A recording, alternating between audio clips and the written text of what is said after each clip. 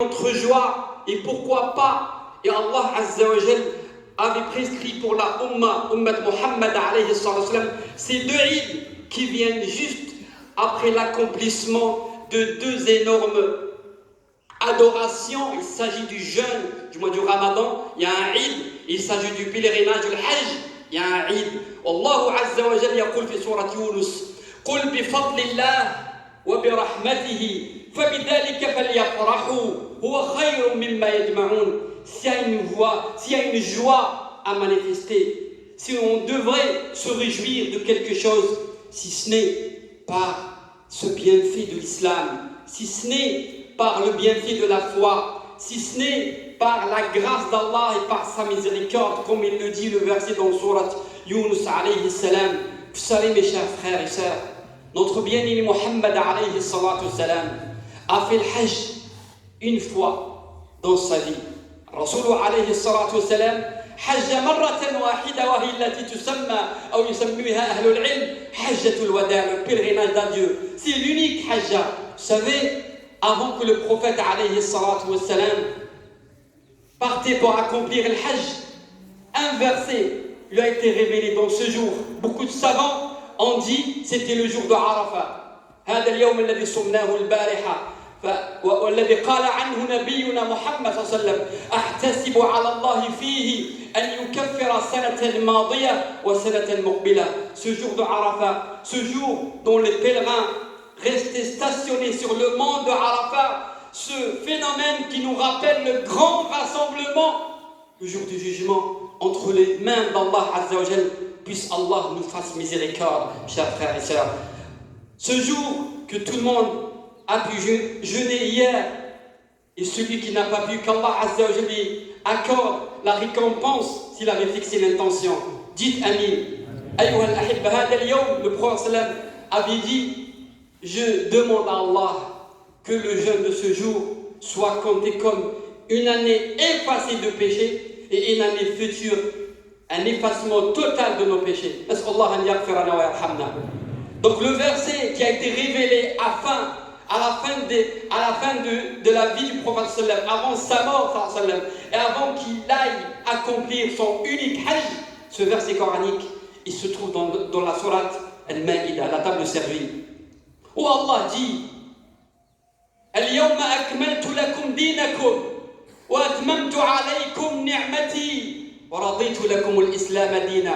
C'est aujourd'hui que j'ai parachevé pour vous votre religion et j'ai accompli pour vous mon bienfait qui est l'islam, et j'ai satisfait et j'ai rendu pour vous l'islam comme religion. Inna ad-din 'inda Allah al-islam. Il n'y en a pas d'autre religion. Wa raditu lakum al-islam dina, et j'ai pris pour vous l'islam comme religion. Ayyuha al-ahibba, fil ayati nafsiha, dans la même sourate où Allah nous parle après 23 ans de travail de la part du prophète alayhi salam. 23 ans en arrière, le premier verset révélé, Iqra, lis. Après 23 ans de travail, Al-yawma akmaltu lakum dinakum, j'ai parachevé pour vous la religion. Vous ne cherchez pas, ne cherchez pas votre bonheur ailleurs. ولهذا قال قل بفضل الله وبرحمته فبذلك فليفرحوا. ولهذا قال الله عز وجل ولتكبروا الله على ما هداكم. هذا بالنسبة للصيام. أما بالنسبة للعيد قال لتكبروا الله على ما هداكم وبشر المحسنين. C'est pour cela qu'Allah Azza wa Jal, après le jeûne, dans le verset qui parlait du mois du Ramadan, Allah il dit, après l'accomplissement du jeûne du Ramadan, la finalité, afin que vous puissiez proclamer la grandeur d'Allah. Dire Allahu Akbar chez le musulman, ce n'est pas un mot qui te terrorise, c'est un mot de joie. On se réjouit de la foi, on se réjouit de l'islam, on se réjouit de la guidance, de la guidée d'Allah Azza wa Jal qui nous a orientés, qui nous a guidés par sa grâce vers cette magnifique religion. Afin que vous puissiez proclamer la grandeur d'Allah qui vous a guidé. وفي سورة الحج, quand il parle du pèlerinage, quand il parle du grand sacrifice de l'Adha, il dit لِتُكَبِّرُوا اللَّهَ عَلَى مَا هَدَاكُمْ وَبَشِّرِ الْمُحْسِنِينَ. Il annonce la bonne nouvelle aux bienfaisants. أيها الأحبة, رسول الله صلى الله عليه وسلم هدانا لهذا الدين بفضل الله عز وجل, فهلا حافظنا على هذه النعمة. Est-il possible pour nous de préserver ce bienfait de l'islam, de ne pas se contenter de dire « je suis né musulman » ou « je me suis converti il y a 20 ans ». Et alors, et aujourd'hui, Tony, quelle est ta position vis-à-vis des instructions de l'islam?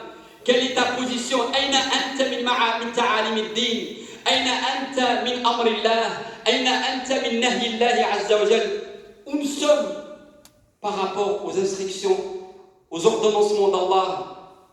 Où sommes-nous par rapport aux interdictions qu'Allah Azza wa Jalla nous a détaillées dans le Coran al-Karim? Dans la même sourate, la sourate Al-Ma'ida, Allah Azza wa Jalla, il nous dit وَاذْكُرُوا نِعْمَةَ اللَّهِ عَلَيْكُمْ. Et rappelez-vous le bienfait d'Allah sur vous. وَمِيثَاقَهُ الَّذِي وَاثَقَكُمْ بِهِ. Et le pacte que vous avez signé, oui, c'est un pacte que nous avons signé. Quand tu dis La ilaha illallah, tu t'es engagé, mon frère, avec Allah Azza wa Jalla. Tu t'es engagé, ma sœur, avec Allah Azza wa Jalla. وَمِيثَاقَكُمُ الَّذِي وَاثَقَكُمْ بِهِ وَاتَّقُوا اللَّهَ إِنَّ اللَّهَ alim bidat as-sudur. Allah est omniscient, il sait qu'est-ce que vous cachez dans vos poitrines et dans vos cœurs. Et juste après le verset qui résume la finalité de l'islam, la justice, il dit Ya ayyuhalladhina amanu kunu qawwamina lillah. Soyez stricts vis-à-vis de la religion d'Allah. Shuhada'a bil qist, témoins par l'équité. Nous sommes une umma de justice. L'islam est venu pour instaurer l'égalité, l'amour, la fraternité, la paix et la justice.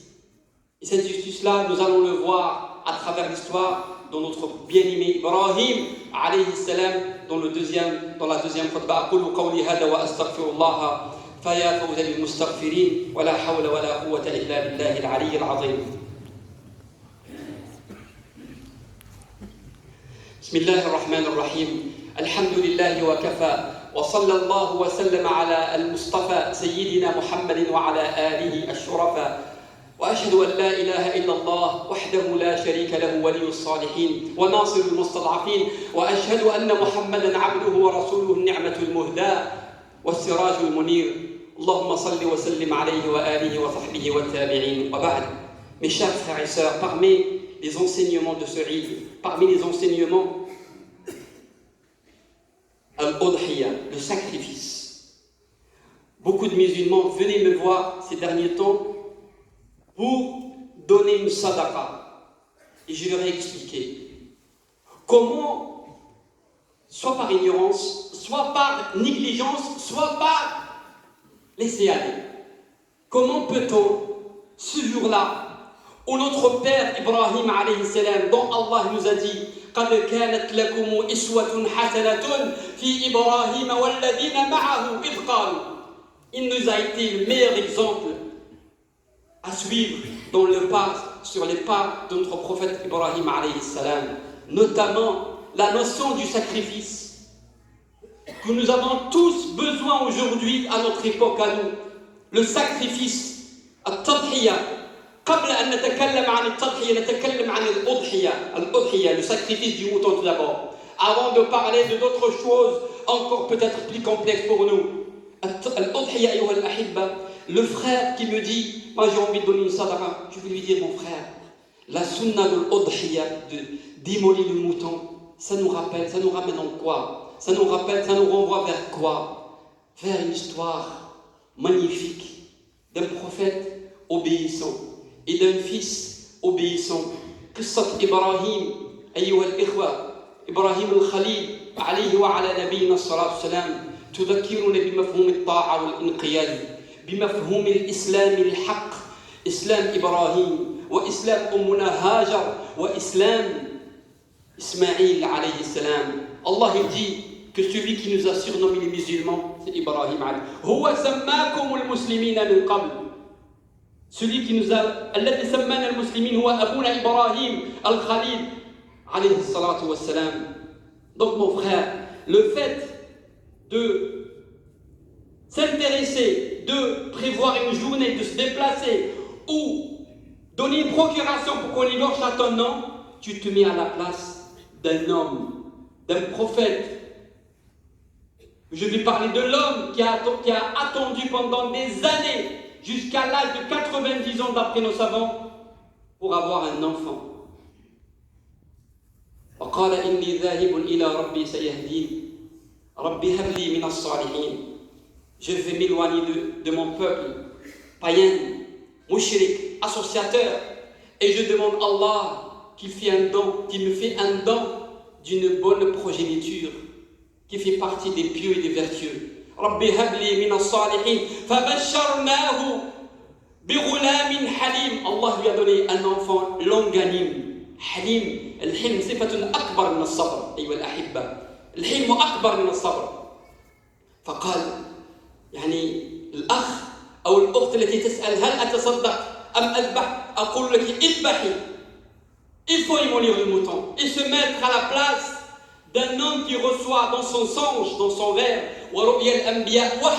le songe des prophètes, c'est une révélation, comme quoi tu dois immoler ton fils. Et la leçon dans cette histoire, le dialogue en islam, le dialogue, échanger avec vos enfants, échanger avec vos épouses.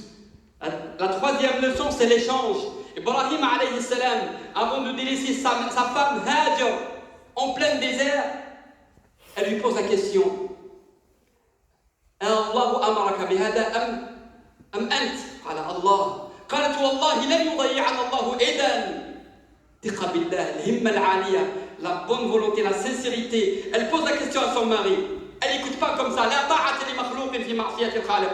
On ne peut pas obéir à qui que ce soit du moment qu'il désobéit à Dieu. Mais l'inverse est vrai. La femme doit écouter son mari du moment qu'il est pieux et qu'il obéit à Allah Azza wa Jal. Autrement, non, pas forcé. Donc, Allah, c'est Allah qui t'a ordonné de me laisser ici. Il a dit oui. Il a dit alors, Allah ne nous abandonnera jamais, moi et mon bébé, Ismaïl alayhi salam. Et un peu plus tard, Ibrahim revient. Il est parti, pas de son propre gré, non, par révélation. Allah Azza wa Jal, هو الذي أوحى إليه بالسفر ومغادرة الجزيرة, جزيرة العرب. بعد ذلك يرجع, il revient, il trouve son fils, un bon adolescent, costaud, physiquement capable de travailler. فلما بلغ معه السعي, كبر ولا راجل تاع خدمة وتاع عمل, يقول له تعال إني أرى في المنام أني أذبحك. Et là, une dernière leçon, et je termine avec cela. Ibrahim, c'est un prophète, alayhi salam. Ismaïl, par la suite, il devient prophète. Mais à ce moment-là, il n'est pas prophète, c'est un gamin de 11-12 ans, d'après les historiens. Quand tu vis dans une famille où c'est la piété qui règne, taqwa huwa alladhi yasudu fil bayt, ta'at Allah Azza wa Jal. La mère, son mari voyageait, n'a pas dit à son fils: ton père t'a abandonné. Elle lui a inculqué les valeurs d'Ibrahim alayhi salam. ربته على دين إبراهيم الخليل عليه السلام أمنا هاجر. ولهذا الابن, c'est pour ça le fils n'a pas trop négocié. قال يا أبتي. Le père, il consulte son fils sur un ordre divin. إحنا اليوم لا نساوي أبناءنا. اليوم, est-ce que moi je consulte mes enfants? Pourquoi tu fais pas ça? Qu'est-ce que tu en penses d'aller avec moi à la mosquée? On est consulte. Là, ça, c'est, on parle avec soit le bâton, soit je le snob. De l'extrême à l'extrême aujourd'hui. Soit je tape mon fils jusqu'à qu'il me déteste, soit je dis il est grand, je m'en fous, qu'il se débrouille. Allez, qu'il se débrouille, pour ne pas dire les mots qu'on utilise aujourd'hui. Non. Ibrahim alayhi salam, il reçoit l'ordre divin, il consulte son fils. Ya bunayyi, ou ya bunayya, inni ara fil manami anni azbahuk. Je vois dans mon songe que je devrais t'immoler. Fanzur, regarde. Que vois-tu? Fanzur. Est-ce que nous on dit Fanzur? Qui dit Fanzur? Qu'en penses-tu? à sa femme, à ses enfants, à ses parents, à la consultation. Non, nous on croit que la vérité elle est chez nous. Les autres sont tous dans l'égarement, les autres sont tous en tort. Non, هذا هو الدين. هذه العبرة من قصة إبراهيم. فانظر ماذا ترى. قال يا أبتي. Oh, papounet, fais ce qu'Allah t'a ordonné de faire. افعل ما تؤمر. Ismaïl a compris que l'ordre revient d'Allah Azza wa Jal. افعل ما تؤمر. ستجدني, tu me trouveras, Inch'Allah, parmi les endurants. افعل ما تؤمر. ستجدني, Inch'Allah, min as-sabirin. Et vous connaissez l'histoire à la fin. فلما أسلم, les deux ont obéi à Dieu. فلما أسلم, Ibrahim aslam, s'est soumis sous l'ordre d'Allah. Et Ismaïl alayhi salam أسلم لله رب العالمين. فنسأل الله عز وجل أن يرزقنا حسن الإسلام وحسن الطاعة وحسن الانقياد. نسأل الله عز وجل أن يرزقنا الحكمة في بيوتاتنا. أبونا إبراهيم قد دعا لنا ودعا لكم جميعا. C'est par sa grâce, notre Père Ibrahim qui a dit ربنا وابعث فيهم رسولا منهم إن كنا اليوم مسلمين فبدعوة إبراهيم كما قال عليه الصلاة والسلام. قال محمد صلى الله عليه وسلم أنا دعوة أبي إبراهيم وبشارة أخي عيسى. Je suis l'invocation de mon père Ibrahim. C'est Mohammed qui parle alayhi salam. Je suis l'invocation de mon père Ibrahim alayhi salam et la bonne nouvelle annoncée par mon frère Isa alayhi salam. اللهم توفنا وأنت راض عنا. اللهم اجمع هذا الشمل.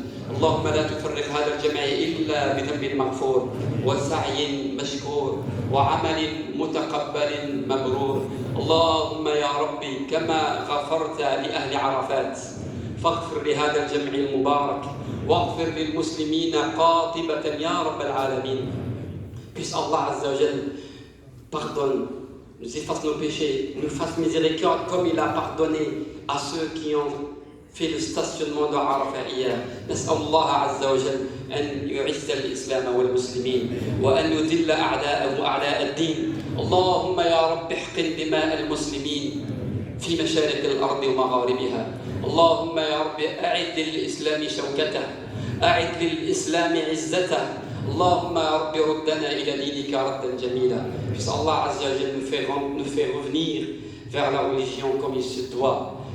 Puisse Allah Azza wa Jal nous redonne honneur et une bonne situation comme on l'était avant. C'est Allah Azza wa Jal qui accorde dans nos cœurs une piété, une virtuosité. C'est Allah Azza wa Jalla أن يحشرنا مع الصالحين. اللهم أصلح آباءنا وأصلح أمهاتنا وأصلح أبناءنا وأصلح بناتنا.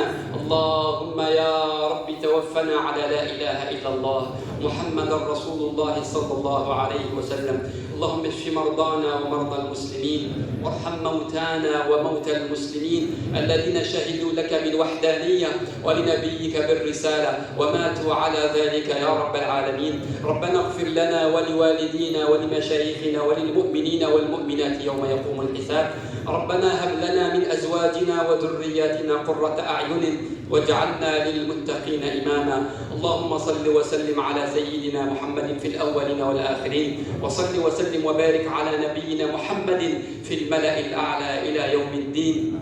سبحان ربك رب العزة عما يصفون وسلام على المرسلين والحمد لله رب العالمين. وتقبل الله منا ومنكم الأضاحي والصدقات وصالح الأعمال.